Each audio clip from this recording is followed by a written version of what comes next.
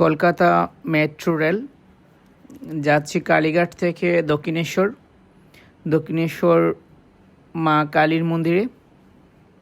এই metro rail চালু হয় ভবতারিণী দর্শন আরও সহজ হয়ে গেল।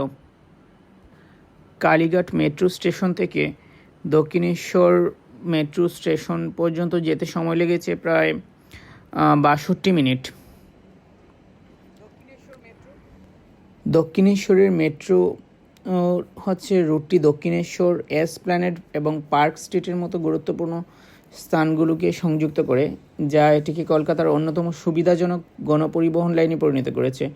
মোট ২৬টি স্টেশন সহ এই লাইনটি শহরের প্রধান বাণিজ্যিক, আবাসিক এবং সাংস্কৃতিক কেন্দ্রগুলোকে সংযুক্ত করে, যার ফলে শহর জুড়ে নিরবিচ্ছিন্ন গণপরিবহন ব্যবস্থা পাওয়া যায়। এই কালীঘাট থেকে দক্ষিণেশ্বর যেতে আপনাকে প্রায় ১৬টি স্টেশন অতিক্রম করতে হবে।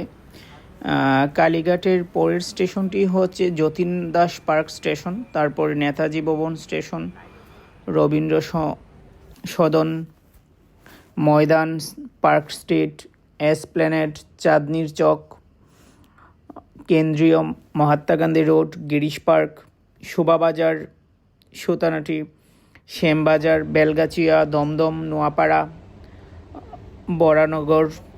তারপর শেষ স্টেশন হচ্ছে দক্ষিণেশ্বর। মেট্রোতে করে কালীঘাট থেকে দক্ষিণেশ্বর কীভাবে পৌঁছাবেন? কালীঘাট স্টেশন থেকে আপনি মেট্রোতে উঠুন এবং টি মধ্যবর্তী মেট্রো স্টেশন অতিক্রম করুন। এটি একটি সরাসরি মেট্রো রুট এবং কোনো ট্রেন বদল করার প্রয়োজন নেই।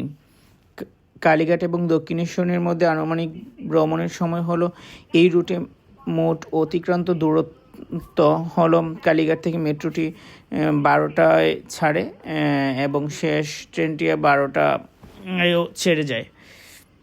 আনুমানিক ভাড়া ৩৫ টাকা, ৩৫ রুপি।